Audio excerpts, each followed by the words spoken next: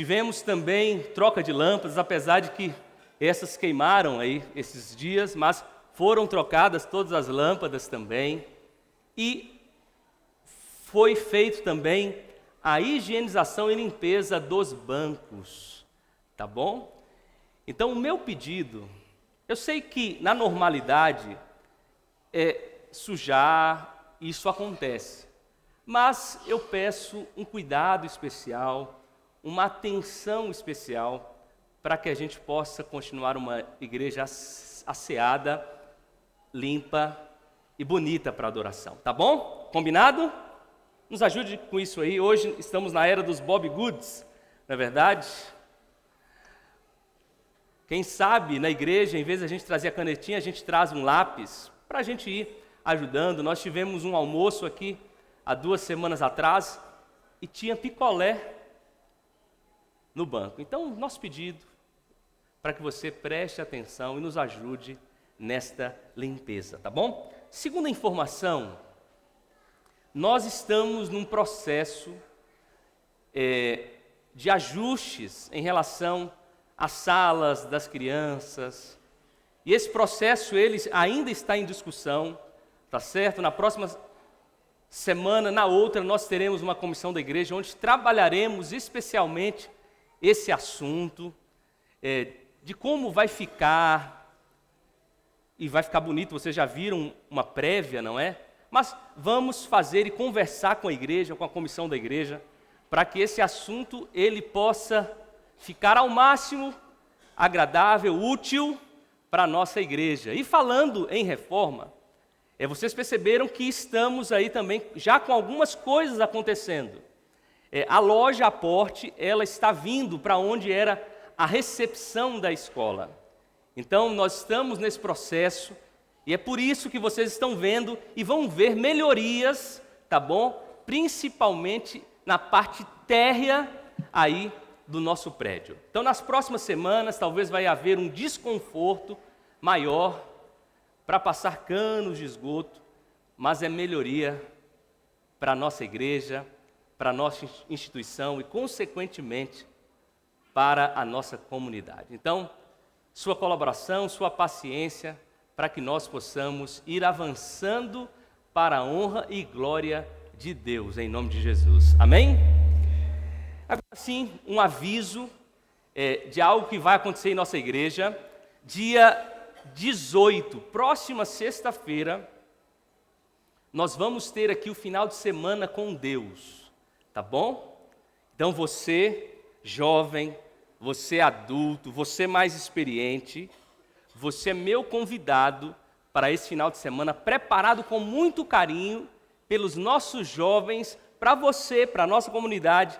E nós vamos ter aqui o pastor Tiago Santos. Pastor Tiago Santos, ele é pastor da Igreja Central de Santo André, foi departamental de jovens em Curitiba, e o cantor da Novo Tempo, Davi Gabriel. Então, sexta-feira eu te aguardo aqui, sábado pela manhã, e encerraremos esse final de semana no sábado à tarde, tá bom? E em agosto, nós teremos o Reaviva, com o pastor Josué de Castro, um final de semana de mordomia muito especial, no terceiro final de semana de agosto, então você também é meu convidado. E agora eu quero chamar aqui o senhor Adil e a dona Elza. Quero abrir esse parênteses. Não, só está quem aqui? Ele, cadê o seu Adil? Dá um oi aí, seu Adil. Levanta aí então, fique em pé para a igreja olhar para o senhor. O senhor pode ficar em pé? Consegue? Seu Adil, ele passou por um momento muito difícil da sua saúde nesses últimos dias, últimos meses, mas pela graça de Deus está conosco. E hoje ele e a dona Elza estão completando 61 anos de casado, amém? Já que a dona Elza não veio, eu vou visitar vocês lá, para orar com vocês em casa e pedir que as bênçãos de Deus possam estar com vocês. Deus abençoe, seu Adil, muito obrigado, Deus esteja com vocês. Hoje também é aniversário do Nilson, não é? Nilson está aí. Nilson não responde o WhatsApp, mas eu orei por ele hoje, tá bom? E aniversário de casamento do Rogério e da Simone também, tá bom? Vamos cantar, chamar o ministério então, aí, o quinteto, sexteto. para louvar a Deus, e logo mais a gente vai abrir a palavra dele. Não vai mais não.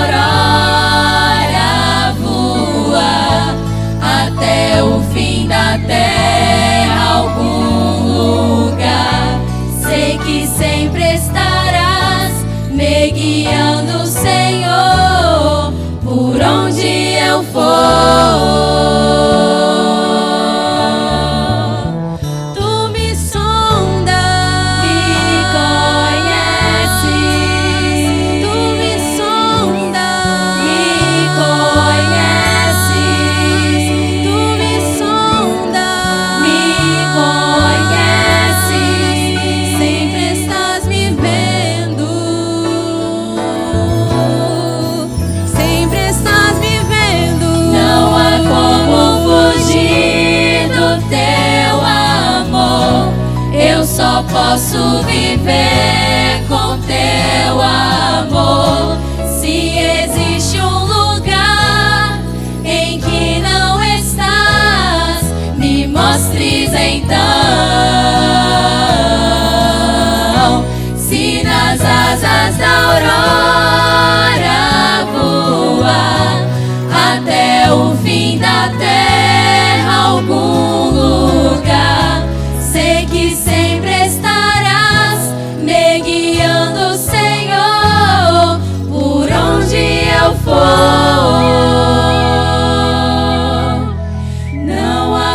como fugir do teu amor? Eu só posso viver com teu amor. Se existe um lugar em que não estás, me mostres então. Quem souber pode cantar conosco. Se nas asas da aurora voar até o fim da terra, algum lugar, sei que sempre estarás me guiando, Senhor, por onde eu for.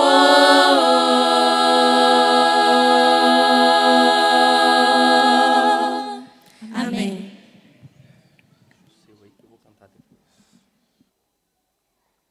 Amém. Deus seja louvado. Feche seus olhos, vamos pedir a bênção de Deus agora para abrirmos a palavra dele. Querido Deus, Pai Santo que estás nos céus, é muito bom, Senhor, estarmos na Tua santa presença. Que agora possamos parar tudo que possa nos distrair para prestarmos atenção na Tua santa palavra. Que saiamos daqui cheios do Teu poder e da Tua graça. Nós oramos no nome de Jesus. Amém. Hoje nós estamos iniciando uma série de estudos baseada no livro de Atos. Então, nos próximos sábados que eu estiver abrindo a palavra de Deus, aqui nós estaremos buscando, de certa forma, estudar este livro. Amém? Eu quero que você vá a esse livro, livro de Atos, que é um livro poderoso, um livro maravilhoso, um livro que mostra que o que de fato a igreja precisa não é de recursos. Claro que o recurso é importante. O que a igreja precisa não é prédio. E o livro de Atos nós podemos perceber que a igreja não tinha prédio, a igreja não tinha recursos, mas a igreja tinha algo que era o poder de Deus. Amém? O título dessa série será aí Atos do Espírito. Atos do Espírito. Vamos ler aí verso 1 ao verso 8. No meu livro anterior, Teófilo, escrevi a respeito de tudo o que Jesus começou a fazer e a ensinar, até o dia em que foi elevado aos céus. Depois de ter dado instruções por meio do Espírito Santo, os apóstolos que havia escolhido, depois do seu sofrimento, Jesus apresentou-se a eles com muitas provas indiscutíveis de que estava vivo, aparecendo-lhes por um período de 40 dias, nos quais falava acerca do reino de Deus. Certa ocasião, enquanto comia com eles, deu-lhes esta ordem: não saiam de Jerusalém, mas esperem pela promessa do meu Pai, da qual falei a vocês. Pois João batizou com água, mas vocês serão batizados com o Espírito Santo dentro de poucos dias. Então os que estavam reunidos lhe perguntaram: Senhor, é neste tempo que vais restaurar o reino de Israel? Ele lhes respondeu: não compete a você saber os tempos ou as épocas que o Pai estabeleceu pela sua própria autoridade, mas receberão poder quando o Espírito Santo descer sobre vocês, e serão minhas testemunhas tanto em Jerusalém, como em toda a Judéia e Samaria e até os confins da terra. Amém? Este é o livro. Alguns dizem que Atos Na verdade, deveria se chamar Atos em defesa do ministério do apóstolo Paulo. Alguns defendem esta ideia, mas Paulo só aparece no capítulo 7. Claro, ele talvez seja o personagem central, obviamente, tirando Jesus e o Espírito Santo.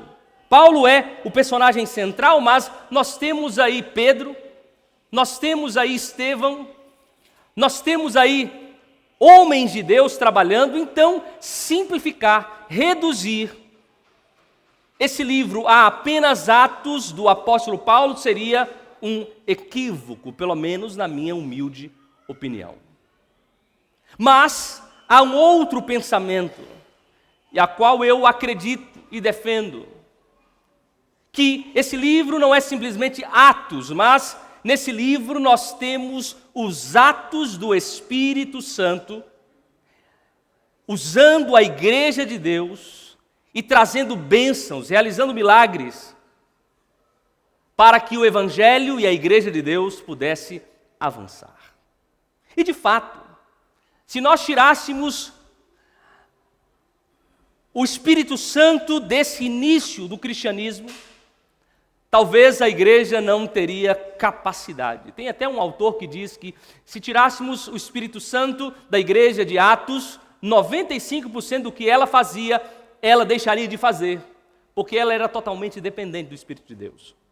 Há um outro autor que diz, e esse mesmo autor, ele diz, se nós tirássemos o Espírito Santo da igreja de hoje, 95% do que a gente faz, a gente continuaria fazendo, porque, em outras palavras, nós não temos uma certa dependência do Espírito Santo de Deus.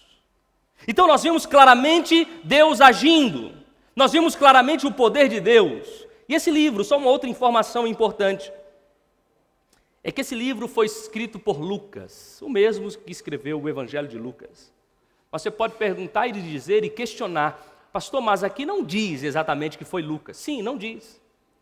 Mas você vai ver constantemente o autor Lucas usando a palavra nós. Nós. Então, a tradição cristã, teológica, acredita que esse livro de fato foi escrito por Lucas, o mesmo que escreveu o Evangelho de Lucas. E vem aqui uma continuação deste Evangelho. Vamos ao texto que lemos. Eu vou aqui focar especialmente no verso 6 e no versos 7 e 8. Os discípulos estavam escondidos, é isso mesmo. Jesus havia sido crucificado e eles foram se esconder, porque ficaram com medo de que o que aconteceu com Jesus pudesse acontecer com eles. Só que Jesus aparece e o texto diz que Jesus passa com eles quantos dias? Está aí no texto, quantos dias? 40 dias. Jesus passa com os discípulos 40 dias falando de algo. Que algo é esse? Participe comigo. Falando de quê? Das coisas concernentes ao reino de Deus. E é curioso que, falando do reino de Deus, em nenhum momento Jesus falou sobre o reino terrestre. Em mais de 120 vezes, Jesus fala do reino de Deus. Desde o início do seu ministério, nunca de um reino terreno. Jesus fala, Jesus motiva, Jesus conta parábolas, e é curioso que 3 anos e meio Jesus passa com os discípulos falando sobre o reino. Os discípulos têm a oportunidade de ouvir e de ver milagres acontecendo. Depois Jesus morre, Jesus ressuscita e passa mais 40 dias falando do reino de Deus. E o que o verso 6 nos diz? Olha só. Então os que estavam reunidos lhe perguntaram, Senhor, é neste tempo que vais restaurar o reino de Israel? Amigos, isso aqui me impressiona. Por quê? Repito, Jesus em nenhum momento falou sobre reino terreno, Jesus falou sobre reino de Deus. Jesus em nenhum momento motivou ou de alguma forma levou os discípulos a acreditar, e depois da morte de Jesus, depois da ressurreição de Jesus, 40 dias, os discípulos ainda chegam para Jesus e dizem sobre o quê? O reino terrestre. Impressiona você, sim ou não? Como é possível? Eu fico pensando na chateação de Jesus, não é? Eu já passei com esses discípulos há algum tempo. Eu morri e ressuscitei, e eles ainda continuam acreditando em um reino quê? Terrestre. Em um reino territorial. Eles ainda têm desejos egoístas. Eles ainda têm desejos e ganâncias pessoais. Mas eles ainda não haviam compreendido a visão e não haviam tomado posse do sonho de Deus. Amigos, eles ainda continuavam com uma visão limitada, terrena, um reino terreno. E, consequentemente, isso alimentou sonhos. Sonhos de ter um reino e sonhos de conquistar a glória de Israel nesta terra. Impressionante, talvez você esteja impressionado. Como é possível viver desta forma? Como é possível não alinhar a visão de Deus depois de um tempo com Deus? Como não é possível alimentar desejos que não sejam os desejos de Deus, mesmo com Deus? Amigos, quando eu olho para os discípulos, eu percebo que esta é a minha e a sua dificuldade.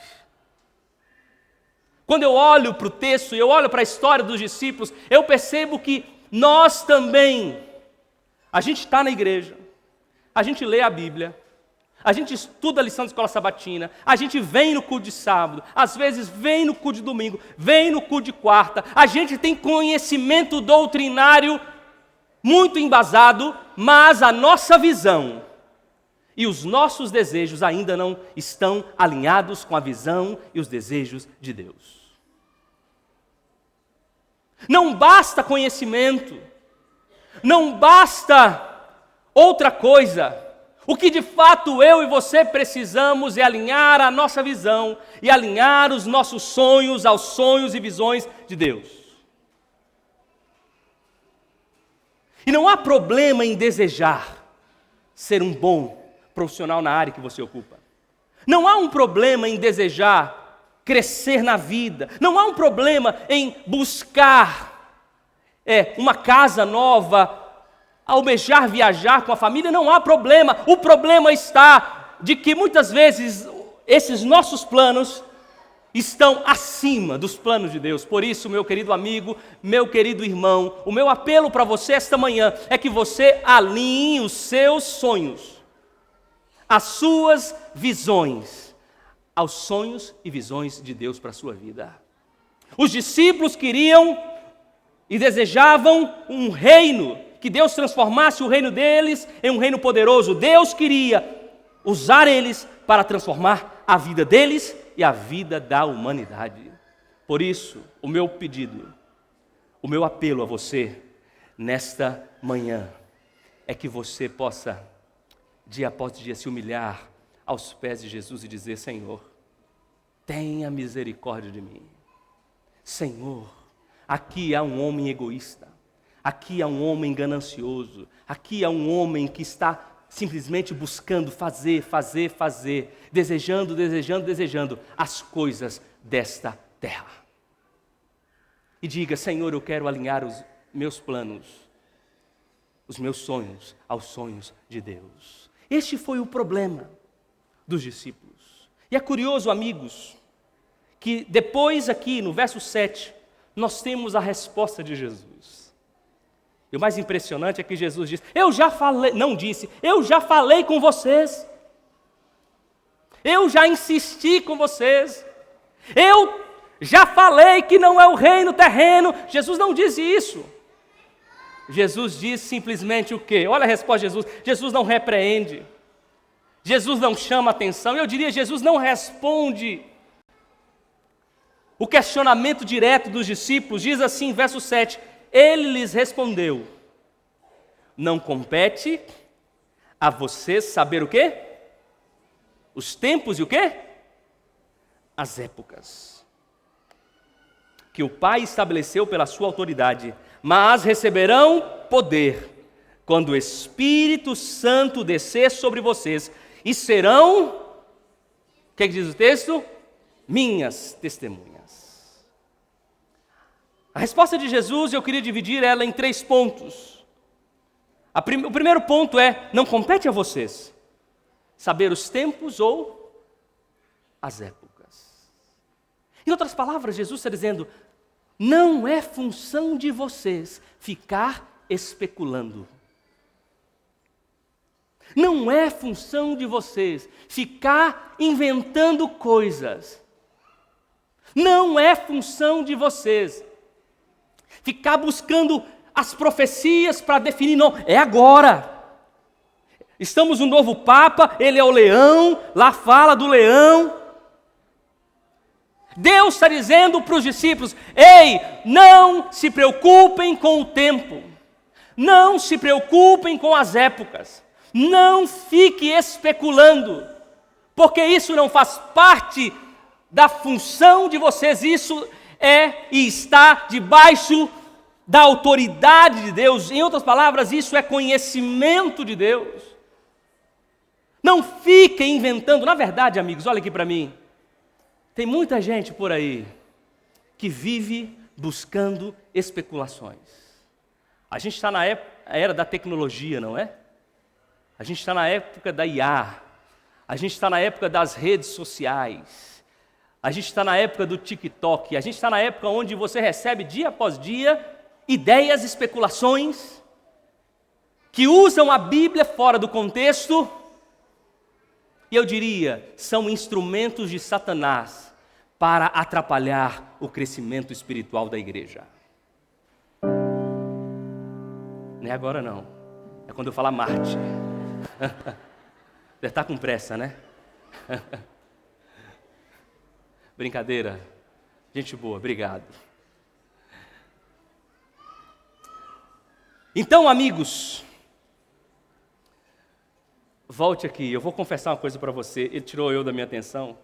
Eu fui abrir o meu iPad e o sermão não estava aqui, tá bom? Mas eu estou pregando porque eu estudei. Mas vamos lá. Vamos lá. Então, volta aqui para mim. Jesus fala, não é funções de vocês especularem. Não é. Por isso, onde eu estava, o inimigo tem usado essas especulações, esses vídeos, alguns influencers, para desviar o foco da igreja, porque isso, de fato, vai atrapalhar o crescimento espiritual da igreja. O inimigo quer que a gente olhe para o futuro, Deus quer que a gente olhe para o presente. O inimigo quer que a gente viva buscando especulações. Deus quer que a gente olhe para o presente, para a nossa vida, como está com Deus. Por isso Jesus diz, não preocupem com especulações, não preocupem-se com esses vídeos, não preocupem com que alguns influencers vivam o presente. Olha o que Ellen White diz, amigos. Olha aí o que ela diz para mim. Satanás, para mim e para você, obviamente, Satanás está sempre pronto para encher a mente com teorias e cálculos que desviarão os homens da verdade presente e os desqualificarão para a proclamação da mensagem do terceiro anjo ao mundo. Sempre foi assim, pois nosso Salvador frequentemente teve de falar de forma repreensiva àqueles que se entregavam a especulações e estavam sempre indagando sobre coisas que o Senhor não havia revelado. Tem coisa que Deus não revelou. Então não é preocupação minha e sua. E esse segundo texto dela, os tempos e as estações Deus colocou sob seu próprio poder. E por que Deus não nos deu esse conhecimento? Porque não faríamos o quê? Bom uso dele, se o tivéssemos. Então Deus diz para os discípulos, não se preocupem com os tempos ou as épocas. Não fiquem aí buscando e se alimentando de especulações. E Jesus diz para os discípulos, vocês serão o quê? Minhas testemunhas. Em outras palavras, Jesus disse para nós, Jesus disse para os discípulos, a preocupação de vocês deve ser em ser minhas testemunhas. E é curioso, amigos, Ele não está dizendo, façam das pessoas testemunho. Ele não está dizendo para eles,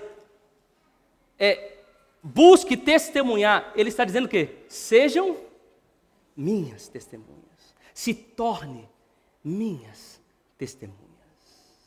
E amigos, é impressionante isso aqui, não é?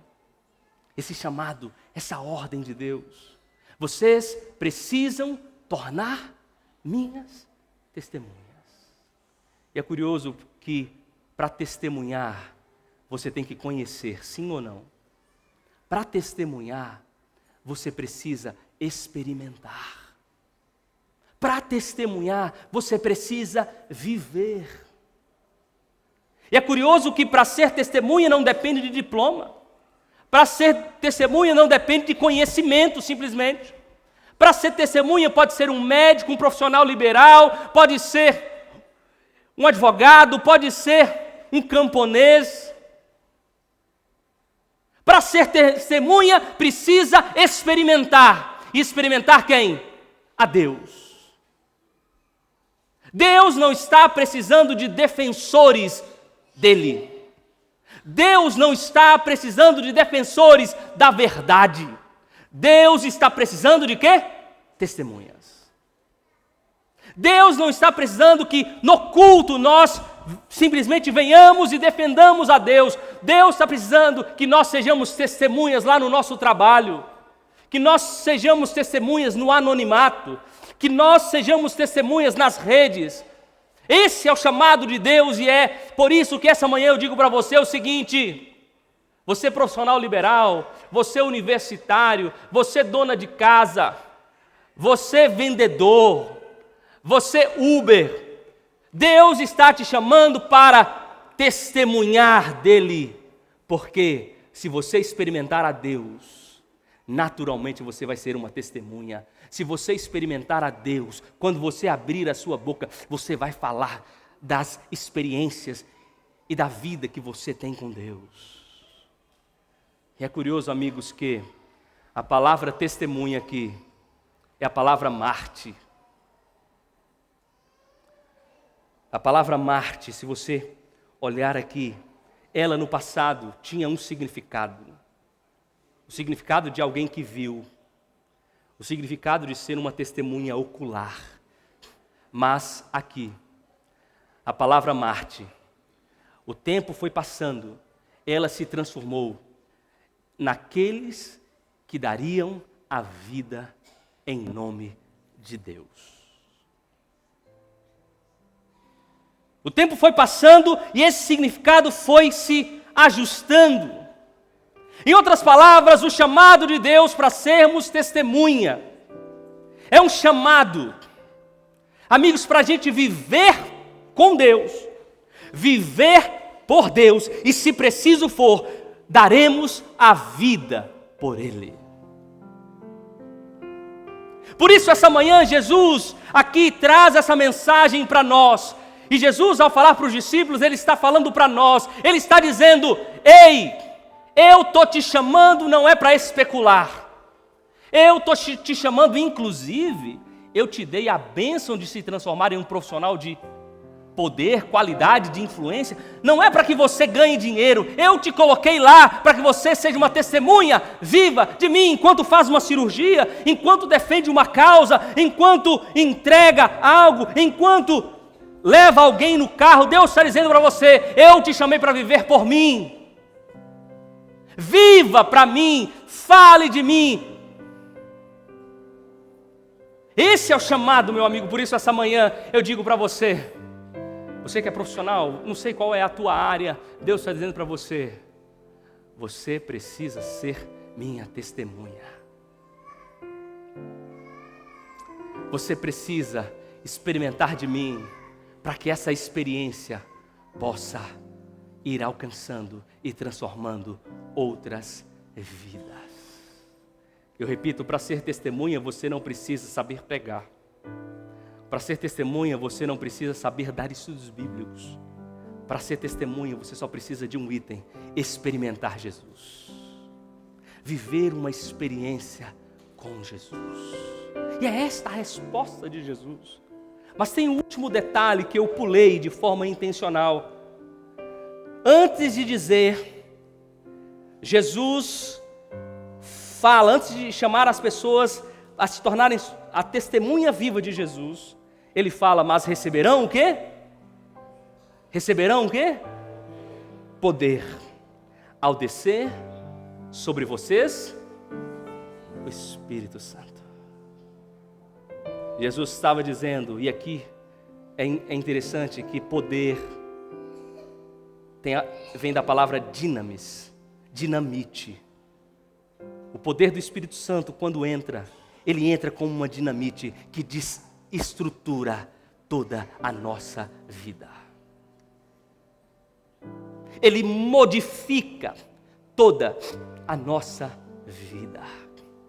Então Jesus diz para os discípulos, olha, vocês vão receber poder e vocês vão ser capacitados a se tornarem minhas testemunhas. E é curioso, amigos, que Jesus vai ao céu, os discípulos vão para o cenáculo orar e eles recebem o poder de Deus. E o que acontece? Pedro, que era medroso, dá a vida. O que acontece? A igreja começa a crescer. O que acontece? Milagres começam a acontecer. Milagres na saúde, milagres de conversão, milagres de transformação. As pessoas já não se preocupam mais com dinheiro, elas começam a dar para que o evangelho pudesse crescer.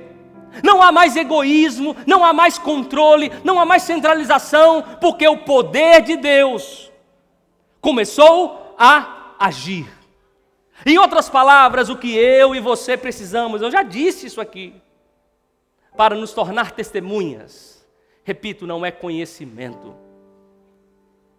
não é uma igreja bonita, não é, aliás, um sermão bonito, porque alguém com o poder do Espírito Santo, amigo, só em abrir a palavra de Deus já transforma vidas. Tem um camarada, não recordo o nome dele, disse que uma vez ele chegou e começou a orar para o seu alimento. A pessoa que estava na frente dele foi transformada, porque é o poder do Espírito Santo de Deus. É o poder do Espírito Santo que vai tirar o teu egoísmo. É o poder do Espírito Santo que vai tirar a tua ganância. É o poder do Espírito Santo que vai tirar os desejos carnais que você tem. É o poder do Espírito Santo que vai fazer com que você experimente a Jesus. É o poder do Espírito Santo que vai fazer com que você possa dar a vida por Jesus. Hoje talvez você não precise dar a vida como um martírio do passado, dando a vida. Mas o martírio hoje é cultural, é social. E Deus te chama a ser transformado, a ser testemunha, a não se preocupar com especulações. Deus te chama a buscar o derramamento do Espírito Santo. E olha esse texto. Antes do Pentecostes, os discípulos amavam o seu Senhor, mas não eram capazes de testemunhar eficazmente no sentido designado por Jesus. No entanto, depois do Pentecostes, os medrosos tornaram-se corajosos. Os corações antes inflados de rivalidade e suspeita ficaram cheios de humildade e amor. Antes do Pentecostes, antes do derramamento do Espírito Santo, Tiago e João eram mesquinhos e intolerantes. Quando alguns tímidos samaritanos recusaram-se a receber o mestre, esses zelotes quiseram destruí-los com fogo. Dominados por uma ambição estreita e medíocre, pediram os primeiros assentos no reino. Após o Pentecostes, após o derramamento do Espírito Santo, a mesquinha ambição e a intolerância desapareceram. Tiago se tornou um poderoso homem de oração e João se converteu naquele servo humilde e espiritual, capaz de captar os mais ternos sussurros do amor divino. Amém? É o Espírito Santo. Quando descer sobre vocês, quando vocês receberem o Espírito Santo, vocês vão se tornar minhas testemunhas, vocês de fato vão ser transformados. Ellen White, Conselho sobre Saúde. O Espírito Santo procura habitar em cada alma, caso seja ele bem-vindo como hóspede honrado. Os que o receberem se tornarão completos em Cristo. A boa obra começada será terminada. Os pensamentos santos, as celestiais afeições e os atos semelhantes aos de Cristo tomarão o lugar dos pensamentos impuros, dos sentimentos perversos e dos atos obstinados. Por isso, meu apelo para você: abra o seu coração para receber o derramamento do Espírito Santo de Deus. Abra o teu coração para orar a Deus dia após dia, manhã após manhã. Clame a Deus. Todos nós temos a nossa tendência, todos nós temos os nossos pecados. Diga para o Senhor: sonda-me, Senhor, derrama o Teu Espírito Santo, que esse seja o nosso clamor, para que de fato nós possamos tornar testemunhas de Deus, amém? Eu vou arriscar a algo agora, a cantar uma música. Enquanto eu canto, eu quero que você possa orar a Deus. E essa música ela vai ser constante aqui durante esse sermão, esses sermões e essa série, para que você possa ir entregando sua vida a Deus.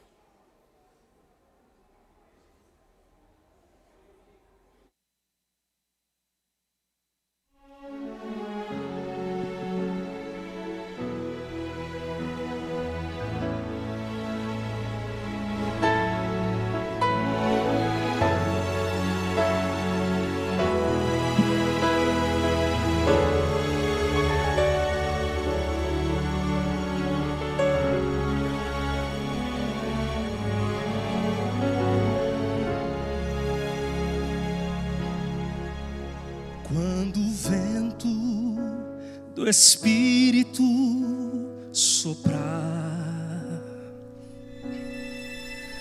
uma chama viva vai aparecer.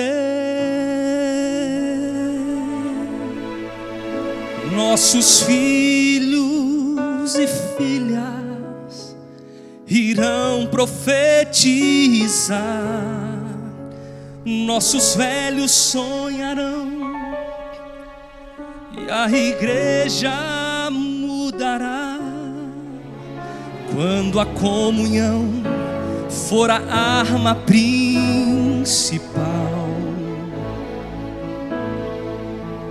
e a rotina desses nossos dias sair do seu normal, descerá sobre nós o fogo do Espírito.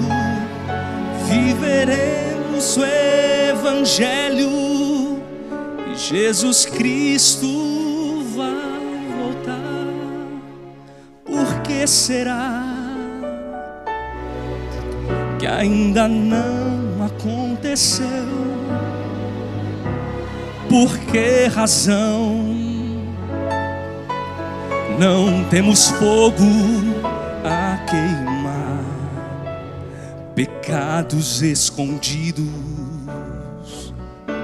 uma fé adormecida, mandamentos que insistimos em quebrar. Por que razão? Por que será? Temos tudo nas mãos, mas faga fogo no altar.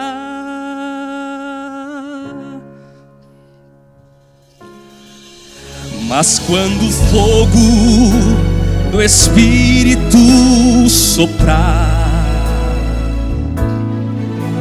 uma chama viva vai aparecer. Nossos filhos e filhas irão profetizar. Nossos velhos sonharão e a igreja mudará. Mas quando a comunhão for a arma principal e a rotina desses nossos dias sair do seu normal, descerá sobre nós o fogo do Espírito. Viveremos o Evangelho e Jesus Cristo voltará. Viveremos o Evangelho, Jesus Cristo voltará.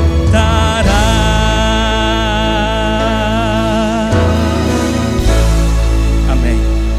Que Deus possa nos abençoar. Vamos orar?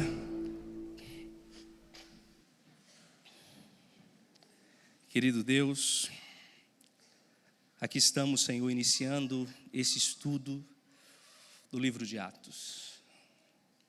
Nós muitas vezes, ou constantemente, vivemos e nos preocupamos como discípulos em algo terreno, em prosperidade terrena, em conquistas terrenas. Mas o nosso clamor, Senhor, nesta manhã, é para que nós consigamos transformar a nossa visão e os nossos sonhos nas visões e sonhos que o Senhor tem para cada um de nós. Clamamos, Senhor, o derramamento do Teu Santo Espírito, porque é somente Ele que vai nos ajudar, vai nos capacitar, vai nos transformar e vai nos tornar testemunhas vivas do Senhor. É somente o Espírito Santo que vai trazer a comunhão, é somente o Espírito Santo que vai reavivar, é somente o Espírito Santo, Senhor, que vai nos ajudar a ser quem o Senhor quer que sejamos. Por isso que esse seja o nosso clamor diário e constante. Nós oramos no nome de Jesus. Amém. Que Deus os abençoe. Feliz sábado a todos.